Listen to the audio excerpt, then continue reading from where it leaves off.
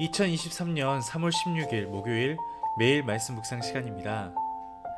오늘 우리는 마태복음 21장 12절부터 이 46절까지를 읽으면서 열매 맺는 삶과 하나님의 온전한 사랑에 대해 묵상하는 시간을 가지려고 합니다. 그럼 함께 말씀을 읽어볼까요? 예수께서 성전에 들어가사 성전 안에서 매매하는 모든 사람들을 내쫓으시며 돈 바꾸는 사람들의 상과 비둘기 파는 사람들의 의자를 둘러엎으시고 그들에게 이르시되 기록된 바 내 집은 기도하는 집이라 일컬음을 받으리라 하였거늘 너희는 강도의 소굴을 만드는도다.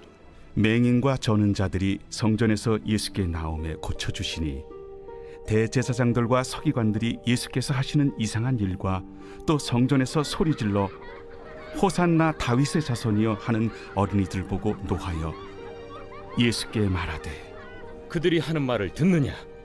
그렇다. 어린아기와 젖먹이들의 입에서 나오는 찬미를 온전하게 하셨나이다 함을 너희가 읽어본 일이 없느냐? 그들을 떠나 성 밖으로 베다니에 가서 거기서 유하시니라. 이른 아침에 성으로 들어오실 때 시장하신지라. 길가에서 한 무화과 나무를 보시고 그리로 가사 잎사귀밖에 아무것도 찾지 못하시고 나무에게 이르시되 이제부터 영원토록 네가 열매를 맺지 못하리라. 무화과 나무가 곧 마른지라. 제자들이 보고 이상히 여겨 무화과 나무가 어찌하여 곧 말랐나이까? 내가 진실로 너희에게 이르노니 만일 너희가 믿음이 있고 의심하지 아니하면 이 무화과 나무에게 된 이런 일만 할 뿐 아니라 이 산더러 들려 바다에 던져지라 하여도 될 것이요 너희가 기도할 때 무엇이든지 믿고 구하는 것은 다 받으리라.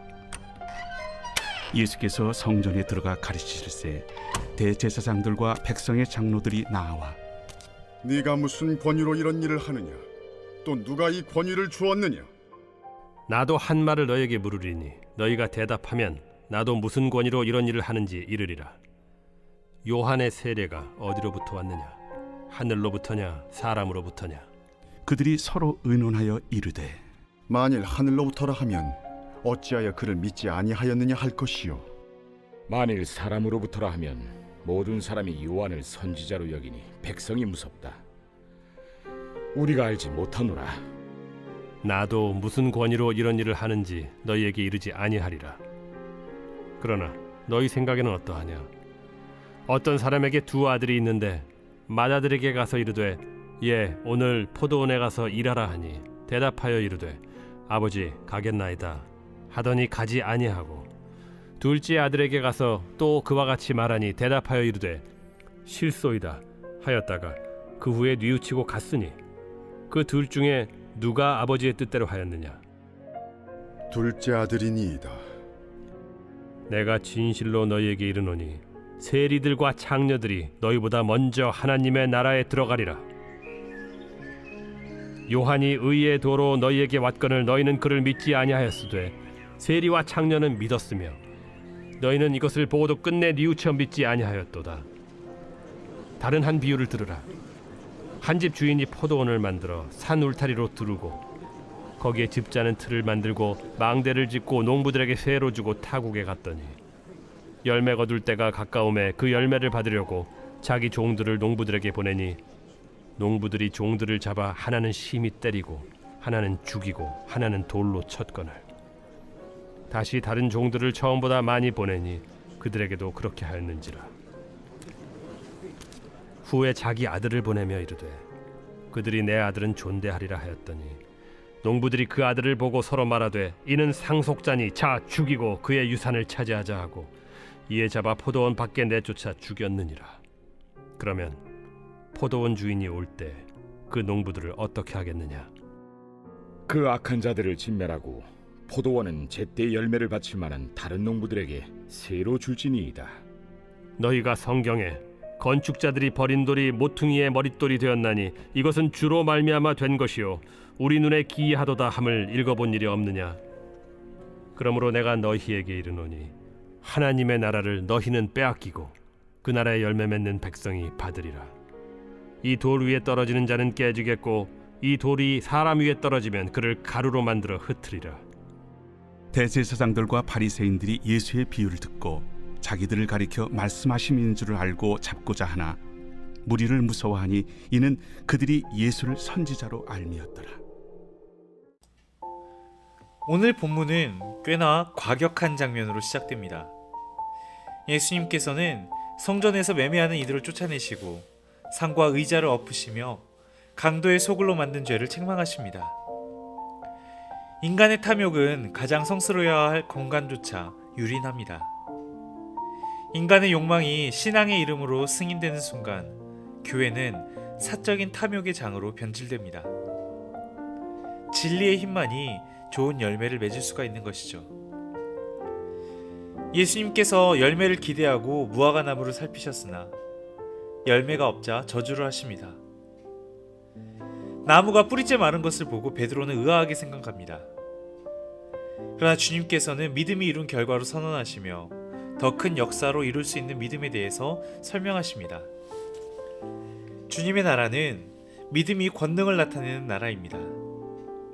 죽음에서 생명을 창조해내는 하나님을 믿는 열매로 그 나라를 섬길 수 있어야 하는 것이죠. 이어지는 23절부터 이 종교 지도자들이 이 예수께 그 권위의 출처를 따지자 주님께서는 세례 요한의 권위가 어디에서 말미암은 것인지를 물어보십니다. 그들이 대답을 회피한 것은 그들은 기득권에 대한 집착만이 있을 뿐 진리에 대한 의지와 정직함을 상실했기 때문입니다. 하지만 이것을 잃으면 신앙은 껍데기만 남게 됩니다.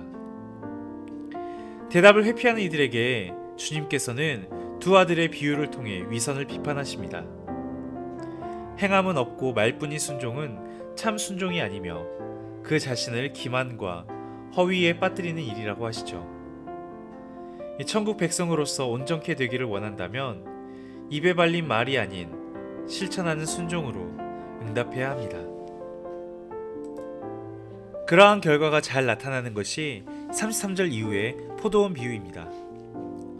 주님께서는 포도원 비유를 통해 이 백성들의 완악함을 드러내시죠. 사람들이 종을 거절하고 아들마저 죽인 것은 주인의 것을 취하고 싶은 강한 욕심 때문입니다. 세상 것에 대한 탐욕은 하나님의 손길을 거부하게 만듭니다. 내 안의 욕망을 덜어내고 주님의 말씀을 거절하지 맙시다. 이어 건축자들이 버린 돌이 모퉁이의 머릿돌이 되었다는 말씀으로 그들의 무지를 고발하고 하나님의 예측할 수 없는 신비를 드러내시죠. 열매를 맺으려면 가치 있는 것을 귀하게 보는 눈과 버린 돌로 모퉁이의 머릿돌 삼으시는 하나님의 신비와 능력을 믿는 믿음을 가질 수 있어야 합니다. 지도자들은 그 비유의 뜻을 알고도 회개하기는커녕 예수를 체포하려 합니다. 회개의 기회를 거부하면 결국 떨어지는 돌의 심판을 받고 말 것입니다. 하나님의 말씀이 나의 허물과 잘못을 지적할 때 어떻게 반응하는지요? 깨닫게 된 말씀을 거부하지 말고 겸손하게 순종으로 반응할 수 있어야 합니다. 아마 지난주에 회개를 주제로 한 설교가 혹시 불편한 분이 계셨다면, 혹은 그 가운데 내가 회개해야겠구나를 깨달았지만 실천하기 머뭇거리시는 분이 있다면 오늘의 말씀을 통해 다시금 겸손하게 순종으로 반응할 수 있는 용기가 허락되길 바랍니다.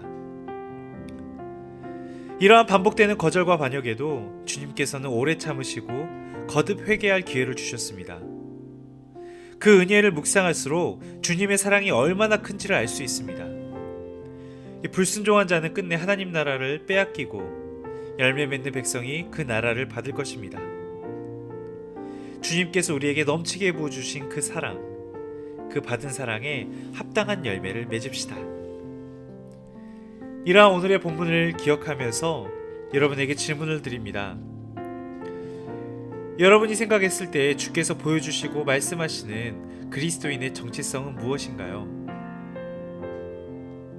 그리고 하나님의 온전한 사랑 앞에 우리가 보여야 할 반응은 무엇이라고 생각하시나요? 이러한 질문들 속에서 오늘의 본문의 말씀을 깊이 있게 묵상하는 하루가 되기를 바랍니다. 함께 기도하겠습니다. 주님, 오늘 본문 속에 나왔던 주님께서 꾸짖으신 열매가 맺지 못하는 무화과 나무가 우리의 모습은 아닌지 스스로를 돌아봅니다. 정직하고 실천의 열매를 추구하는 우리가 되도록 늘 말씀 앞에 우리의 삶을 비추이게 하옵소서. 그리하여 받은 사랑에 합당한 열매를 맺어가는 우리 여수한빛교회 교우들이 되게 도와주시옵소서. 예수 그리스도 이름으로 기도드립니다. 아멘. 기도의 시간을 이어가며 함께 기도합시다. 우리의 믿음이 우리의 만족으로 끝나는 것이 아니라 열매 맺는 신앙이 되도록 함께 기도합시다. 이어서 우리가 살고 있는 이 대한민국을 위해서 기도합시다. 우리가 사는 이 나라가 주님의 사랑이 드러나는 나라, 정의가 강물같이 흐르고 주님의 섬김을 따라 서로 섬기고 화합하는 나라가 되게 해달라고 기도합시다. 그럼 함께 기도 제목을 기억하며 기도하겠습니다.